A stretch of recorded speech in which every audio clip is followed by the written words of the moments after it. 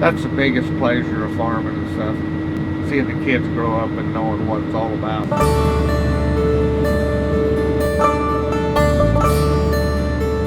Dad he's 85, and he come up here with his uncle when he was 13 and helped with harvest and everything, and then he'd come every year after that, and then finally, after he got out of 8th grade, he just come up here and stayed. We just kind of built from there. Yeah, he comes out, and I told him better hang on because I got to hustle along, and he did. Of course, he did it for so many years. He loves to just come out here and watch and be part of it, really. It's a great place to raise the kids.